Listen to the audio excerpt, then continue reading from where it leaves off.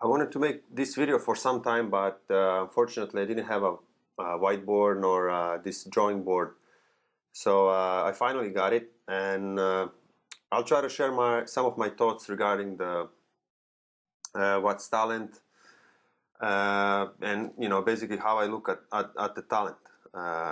As usual, I need to warn you in advance that this is just a simple model, and as it's the case with all models, it's just a simplification of reality. And as you'll see, we tend to make a lot of assumptions. Regarding the model, but hopefully it's going to make sense and provide a simple tool to think about talent and talent identification and talent development. So basically, what's talent? And not so sure we have a right definition, but the best one, the talent is basically a potential. It's if you understand physics, it's similar to a potential energy, and training is more like a realization of the talent. It's pretty complex, but again, I'm gonna try to simplify things and use a graph to just show you a couple of ideas, maybe different way to think about certain things. So imagine we have two players. Just change the color of the pen.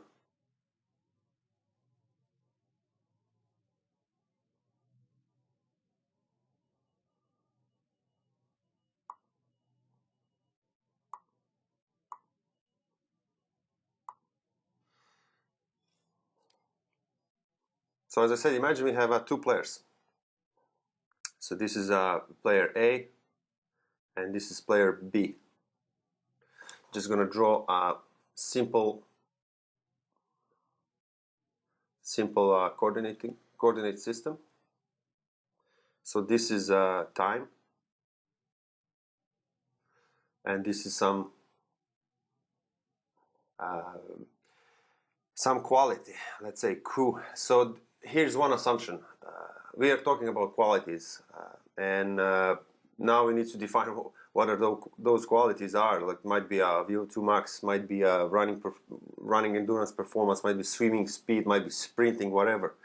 So just for the sake of discussion, just take it as it is, and I can come back at it later. It's important to know that, especially in team sports, there are different qualities, and you also have basically a skill, which is it's a recursive definition, but the skill is ability to use ability. So basically, how much you are able to use your potential. So some of the players or athletes might be better able to play on their strengths and hide their weaknesses in the given qualities. So again, that also makes talent identification a bit trickier. So first assumption is that we have these two guys, and I'll draw something like this. The first assumption is baseline. So imagine they didn't have any training, and they show up first time, and let's say this is a VO2 max or running speed. Player A is a bit slower than player B, so definitely you will say, the player B has more talent. But as you're gonna see soon, doesn't necessarily need to mean that on the baseline, and this is also assumption, that this guy has more talent than this one. That's basically a short-sightedness of talent identification programs. So first thing is assumption of baseline. So baseline is if you have two guys that never trained before and they show up on training practice, and that's also a huge assumption. So You can have this guy. Maybe he had some training before. So athlete B. So he's somewhere here. So his true baseline. So his true baseline is somewhere here. Hopefully that makes sense. So, and maybe he did some training with his father, or in a social context, he actually played the sport or tried before. So we think, oh, like this guy, on a day one, it's better than athlete A, but doesn't necessarily need to be, because maybe he has already some experience. So that's not truly a baseline. And then imagine we have a training program, and then these two guys start improving, right? So I'm just going to draw a straight line. And as you can see, player A shows more improvement. So that's, let's say, a delta Q, which is the difference between this point, so this point, and this one. So that's a change in a quality.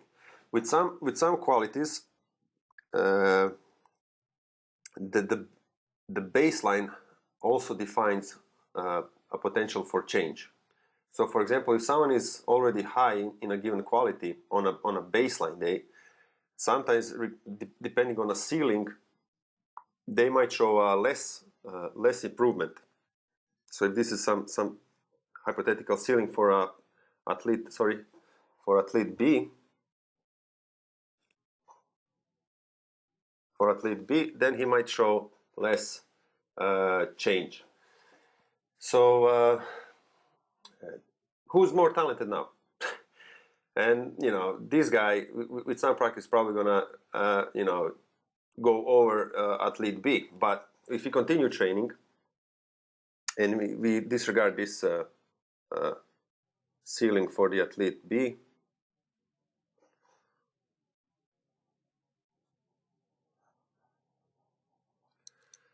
and let's say this guy continues, but then it's basically go over the athlete B. Athlete B continues.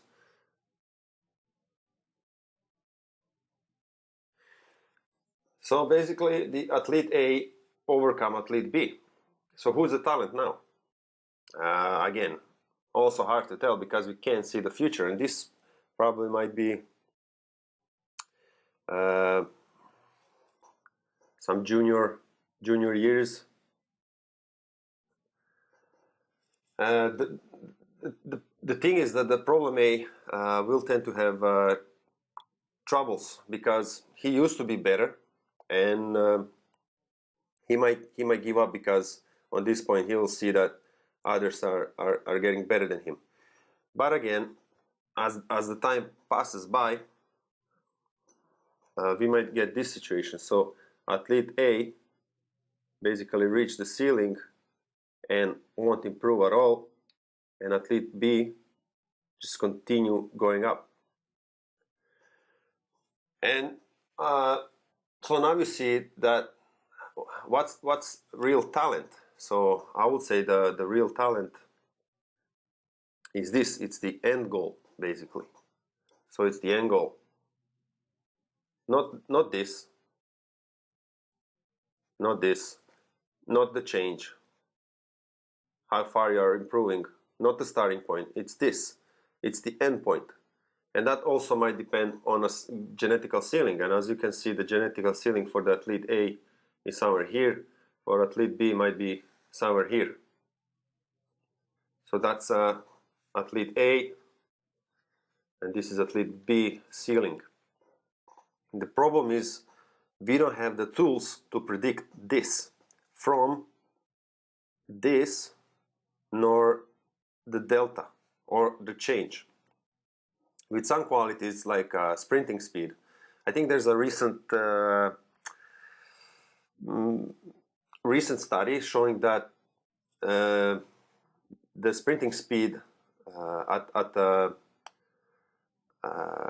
senior level highly correlates with sprinting speed at a junior or when you're a kid. So basically, the higher you are when you start sprinting, the higher you're gonna be, the faster you're gonna be later. Again, that's the sprinting speed. So for different qualities, that might not be the case. So for example, VO2 max, or endurance performance.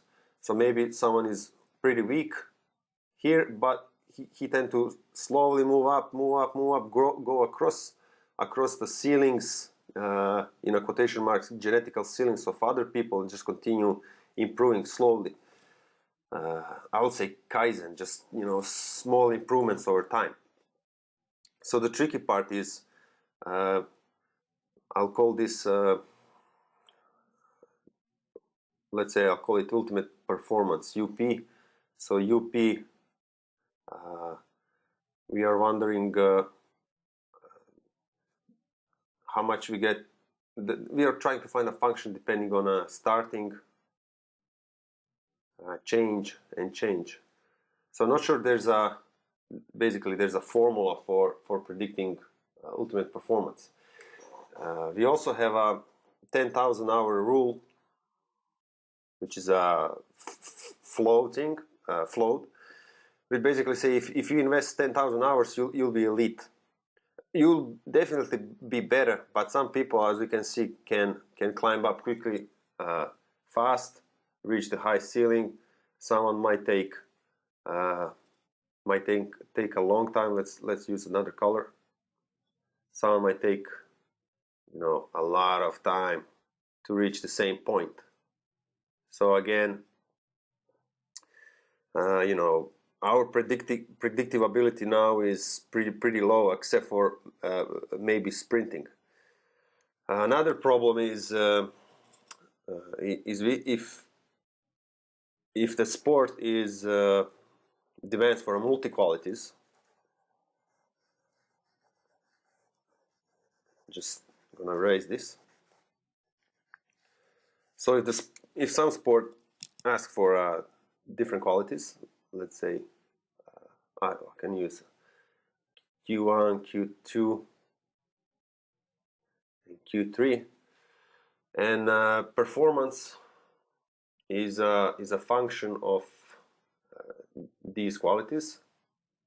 Let's say a sum of these qualities.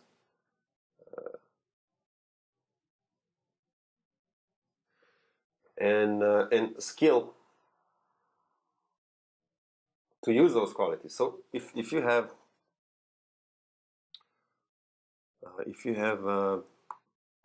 something like this,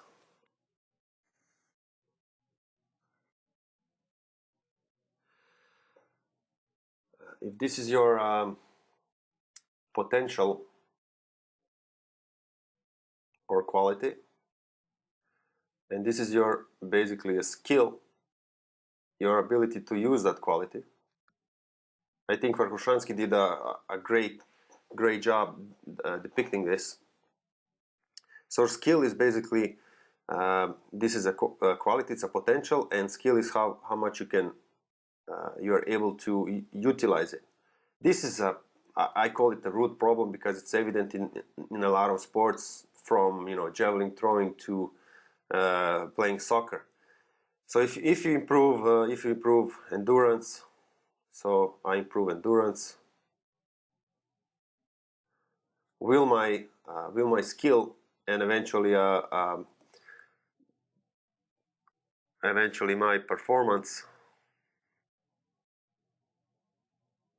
will that improve? Depends. Again, depends how much am I able to use it, and how much am I able to use it in a sporting context. So maybe I don't need it, so there's no point in increasing further. The thing is, with the talent, we have a lot of qualities, and also it's a dynamic system. So improving those qualities might not improve performance. So with the talent identification, we tend to assume a lot of things, and one thing that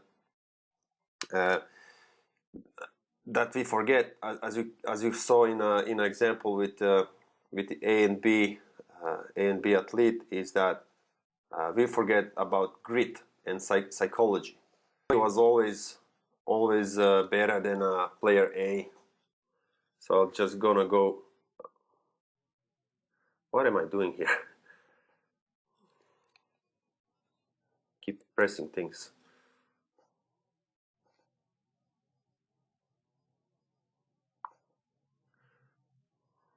So let's say,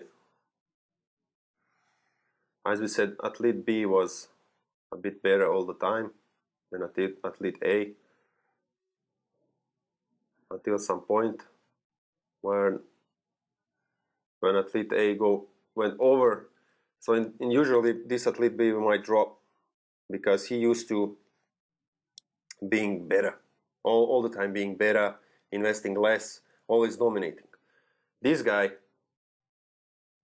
I mean, maybe he's not the first pick in a game, so he needs to develop grit. He needs to develop grit. So he needs to wait this time to just to start actually being better than everyone else. And what am I saying basically? It's just natural talent. Then we have economic pressure. So the best thing is to have a lot of huge pool of athletes, and then out of that pool, some will succeed, instead of eliminating guys or picking them artificially. I will just allow them to kind of tunnel to peak performance. Again, the problem is maybe we cannot afford a lot of kids to play and whatever. And I think the potential solution to the problem is the following. So as I said, there's a psychology also, the mental qualities of the player that might be more predictable of his success than any physical. Also, we are too much biased toward physical stuff because it's easily measured. The stuff like decision making, performance under pressure, it's hard to measure it, so we tend to not focus on it.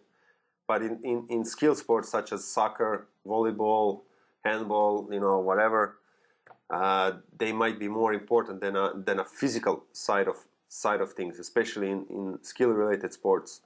So we tend to disregard that, and we tend to pick our players based and identify talents based on, I don't know, some VO2 max or squat strength. That doesn't matter that much. So some of the other qualities we need to measure. So the first solution is to better measurement. Is it with 2 T's, better measurement? Better measurement and predictive analytics. And we need time to develop predictions. So if we take, basically, if we have this is called vector in computing or math. If this is a player A, and we have his qualities, Q1, Q quality 1, 2, 3, 4. First thing, we need to identify what are the best qualities. What's the best predictor of success? Or what correlates with success the most? And that doesn't necessarily need to be physical. Maybe in some sports, so it's context dependent.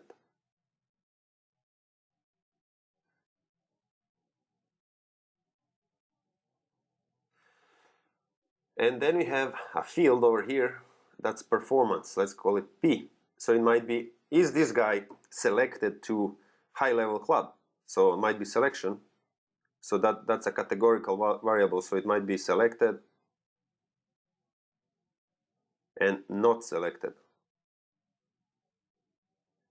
So this is going from the academy to the first team.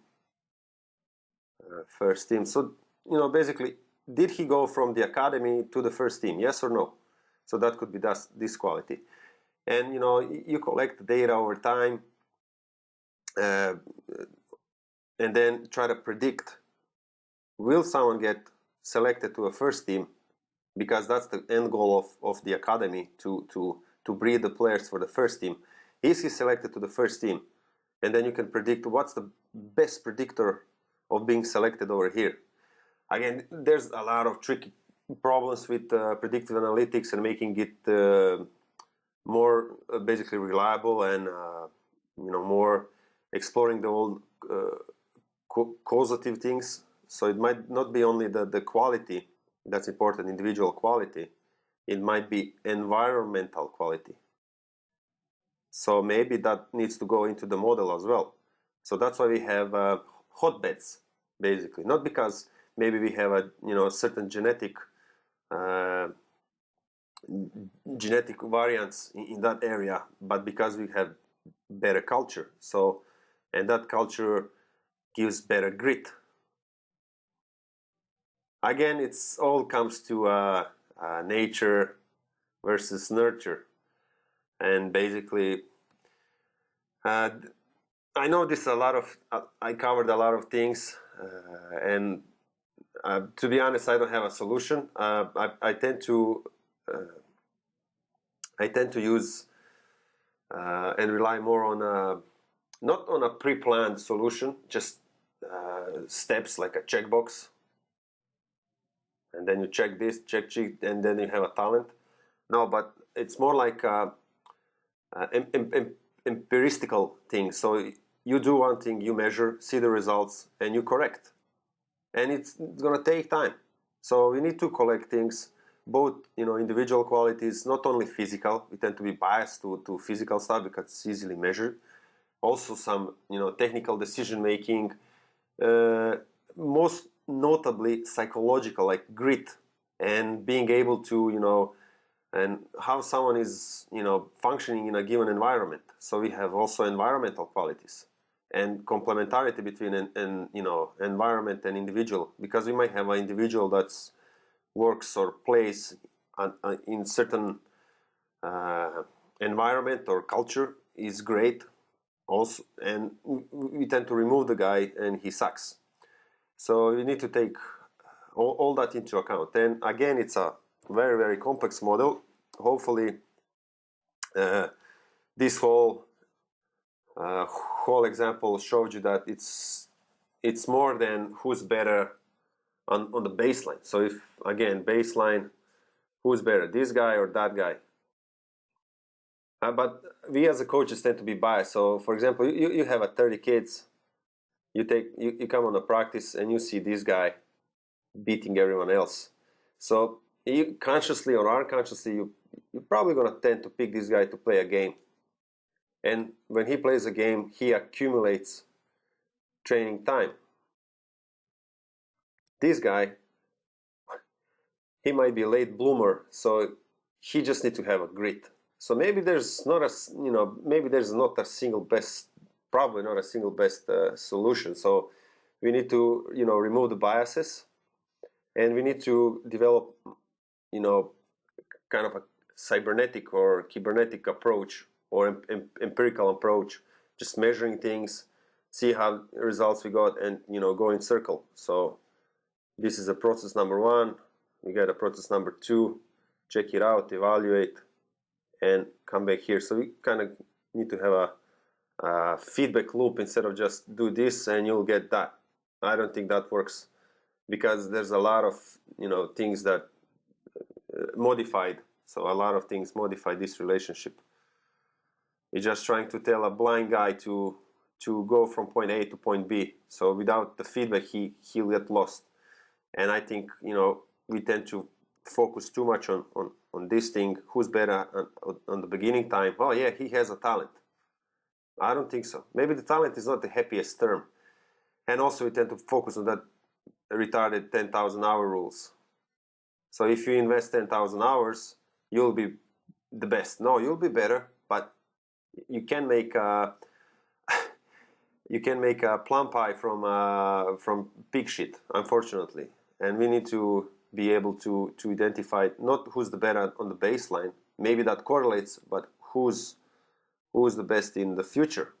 And if we scan things here, psychological, genetic environment, and over time, maybe it's going to take 10 years or more, we can predict from this data, we predict and create a predictive model to who might be best talent.